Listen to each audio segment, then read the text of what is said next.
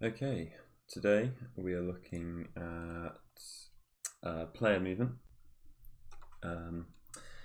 and player health and restarting a level. So I'll just show you. This is what you'll have at the end of today's lesson. You've got a guy that can run around. You can have a health bar to show the health. I definitely could have made this quicker, but you see I died. Health got to the bottom, and then the scene restarted, so I've got full health again and all that kind of thing. You can jump around. Yeah. Let's make this. So for now, I'm going to delete everything that I had. Let's delete all that. So you can see now it's just a completely empty scene. I'm also going to delete my player controller, my player health. We're actually going to do those both in the same script today. Just let that refresh. Okay, let's start making a player movement script. So let's make an object, call it player. That was right clicking here in the hierarchy and creating a cube, then you can rename it. So this is our player, fantastic. We're also just going to quickly create a camera, or you can just drag your camera into the player like this. This is what we're going to do. We're then going to add a rigid body to our player. So that was add component, and then you can just search for rigid body. It's already got a box collider, so that's great. We are then going to create a new 3D object and then a cube. We'll just put this 0, 0, 0, and actually let's do the same with the player. So then our game is going to be centered around 0, 0, 0. We're going to call our cube floor, and we're going to give it a rigid body as well, but we're going to put on a load of constraints, so we'll freeze the position and rotation, and we'll turn off gravity because we don't want any gravity. You notice in the player we left gravity on, and in fact we'll freeze all the rotation because we're going to make a 2D game. We don't want it moving about. I'm also then just going to move the player slightly above. I'm also quickly a reminder of how to make a material. So down in the project you can right click in here and you can create a material, and we can give it a name. Something like player color, and click this little box here and it pops up with color, and I don't know, green will do. We'll make green, and then we can apply it to our object just so we can tell the difference between the two. So now if we press play, where's our camera? There we are, that'll do. If we hit play, there we are. Our player has gravity, so it should drop. Just move him up and he'll drop back down. And he doesn't go through the floor, which is excellent. So let's make a new C# script. So right click on our project, go create C# script, and let's call this one player controller. And then double click it to open it. Oh, opened up on my other screen. I'll move it over in just 1 second.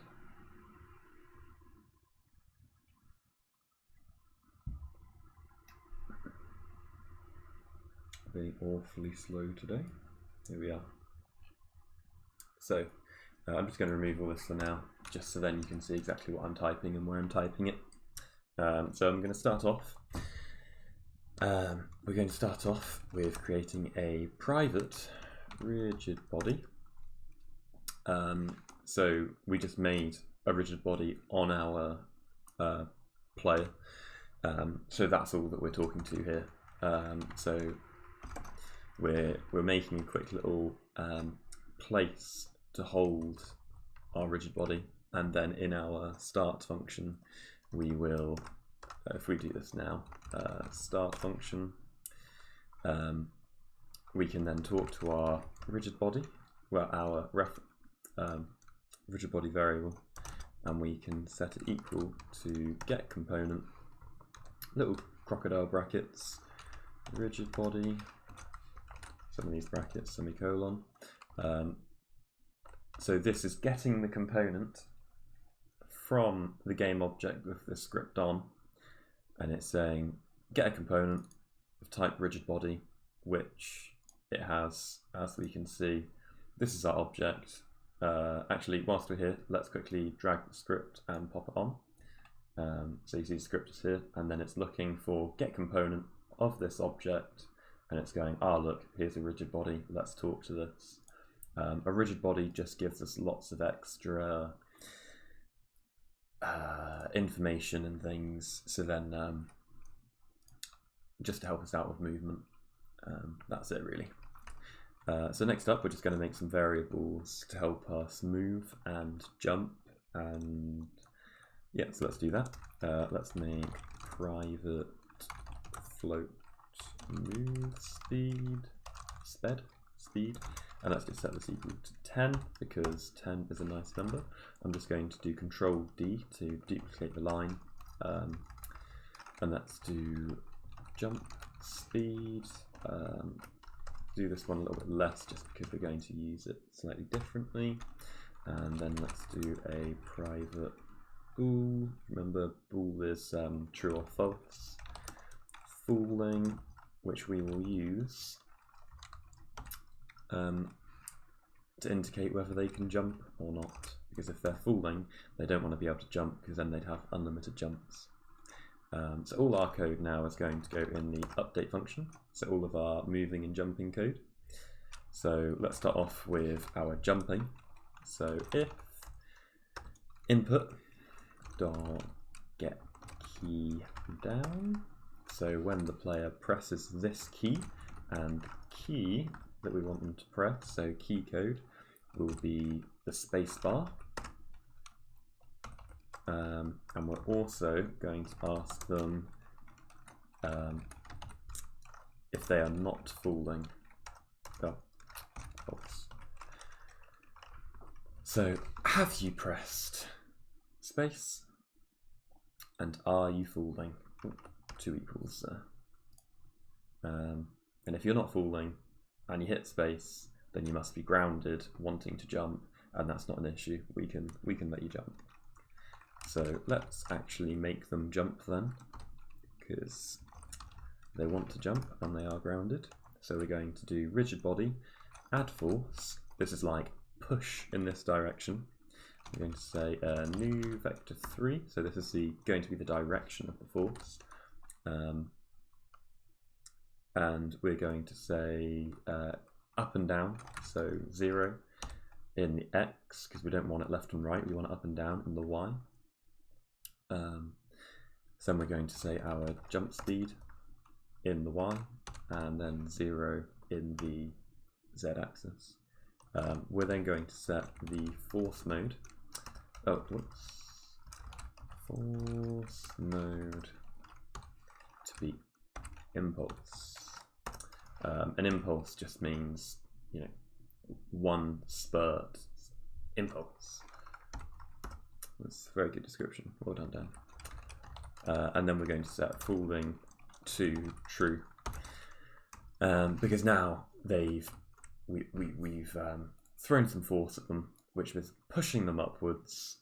So they're going to be not on the floor. So we're setting it to true. So then they cannot press space again. So they cannot jump. And the last thing we're going to do before we test it is create a private void on collision enter. And actually I like to rename the collision to other, because I just think it just reminds me that it's an other game object rather than just saying collision, if ever you need to talk to that. But we will say fooling is equal to false if you enter a collision, and then I'm just going to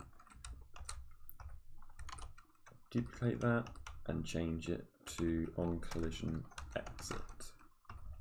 and set falling to true if you leave your collision. So if you stop colliding, then you must be falling. So in this case, let's say you walk off a platform, this would trigger exit and say that you're falling, so then you cannot jump. In this case, when you jump on a platform, well, off a platform, it would then say that you're falling. So that covers both cases. Let's pop back into Unity, hit play. And if we hit space, magnificent, we can jump. Look at that. That's wonderful.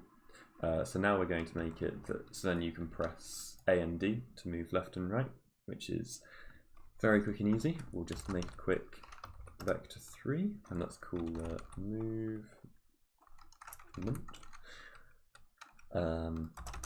which is going to be a new vector 3. And what do we want? We want to move in the X. We don't want to move in the Y, and we don't want to move in the Z. We're making a 2D player controller. So let's talk to input, get axis, horizontal,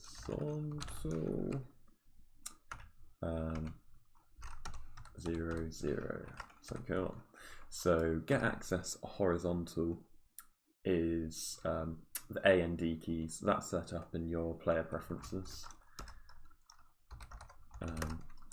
So now we're just going to update our player's position with this vector 3 movement. I'm also going to times it by time.delta time, just so then this is going to be fluid movement over every frame, and then times it by move speed as well, just so then we can regulate the speed of it very quickly just with these variables up at the top here. Well, so then we can change the jump and the move speed however we fancy later on. So let's have a quick look. And in fact, now I'm going to change the floor a bit, so then it's wider. Let's hit play. Lovely. Oh, there we go. You can see I can move, I can jump. Fantastic. So that is player movement complete, and player jumping, which is lovely. Let's move on to making it so then the player has health and takes damage. So I'm going to start off again in setting things up in Unity for a second. So I'm going to create a UI, and I'm going to go for a slider to display the health. I'm going to call it a health bar, and then over in the inspector I'm just going to set it to not interactable, and yeah, that's all I'll do here. Let's check the position. If we go in game, you can see it's at the bottom here. I'm just going to, let's move it around a bit. Let's I think I'll just pop it at the top of the screen instead. It might be easier to see. There we go. That'll do. So if it was interactable, by the way, you could move it in play mode. In fact, I'll show it now. You can move it, but if it's not interactable, then you can't move it. And I don't want the player messing around with the health when I don't want them to, so I'll leave that as non-interactable. If you get hit, you get hit. No cheating, please. I'm also going to create a 3D object cube, and I'm going to call this enemy. I'm then going to create a new tag, and I'm going to call this enemy. With a lowercase, okay. And I'm going to set the tag as enemy here, just so we know that we're colliding with an enemy that we want to be taking damage with. Okay, so let's go back to the code and let's start adding more things in. So a player, if it's going to take damage, it needs health. So let's make a private integer called health, and let's set it to 100. And and we want some way to display it. So let's make a slider. Nearly forgot. Two things. Unity engine.ui, so then we get access to our sliders, and Unity engine.scene management, so then we have access to restarting the scene. So let's continue with the code here. So this is going to be a public slider, because we're going to drag and drop this in the Unity editor. So then we have a reference to it. Health bar.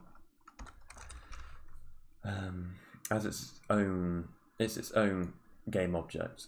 So you can't just get a component of it because it's not part of us, so we don't have reference. So we'll do it as a public and drag it in. So then we have a reference that way instead. In our start though, we can talk to health bar dot max value, and let's set that to 100 as our maximum health value, and then let's duplicate it and change this to min value and set it to 0 because we want our health only going to 0. So this should be an accurate representation of our health maximum and minimum values. Okay, now in our update function, I guess let's go down to the bottom, make some space. We're going to do a little check. So if health is smaller or equal to 0, so just in case for some reason we manage to get below 0, we do smaller than, although it should never happen, just in case it does. And then we can talk to our scene manager dot, and we'll say load scene, and we'll just load our scene 0, which I'll show off in a second as what load scene 0 is. So this is just saying if you die, reload the scene. You died, reload. And then we're going to set our health bar dot value to equal health. Ooh, if I could spell. So then it is constantly updating. Updating the health in case it goes down, because we always want the player to be knowing what's going on. So in collision enter, we can now do a check. So if other, so the object we are colliding with, dot game object dot tag equals, I believe we did it spelled it with a lowercase e for enemy. So if we now collide or enter a collision with our enemy, we're going to say health minus equals 10. Actually, I'm going to set it to 25, just so we have to do it less times. So it'll be 4 if we get hit 4 times. So if you collide, you lose some health. And in fact, I think when we go into Unity, I really think our enemy, wherever he is, or she, maybe it's just a cube. Let's not think about it too much. 0, 0, 0. Let's move him along a bit.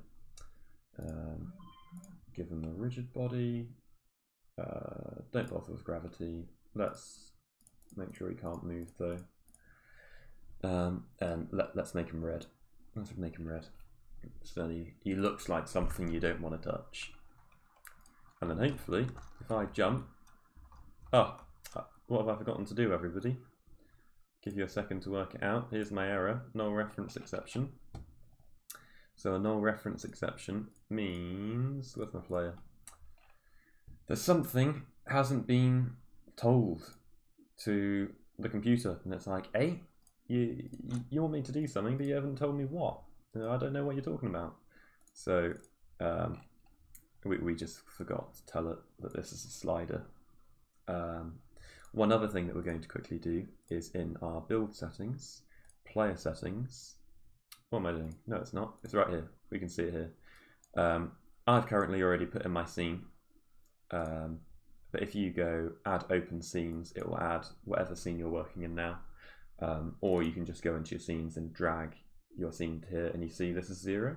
So in the code we did load scene 0, so we're just we're loading this scene, which is what we want. So let's try again. You see now it's updated. It's at 100 now. So let's quickly collide and it's restarted. 1, 2, 3, 4. Lovely. So that's having collisions with someone, moving about. Ooh, trick shots. So yeah, that's a player colliding with an enemy. Super quick, super easy. Oh, went through the floor a bit there. Ah.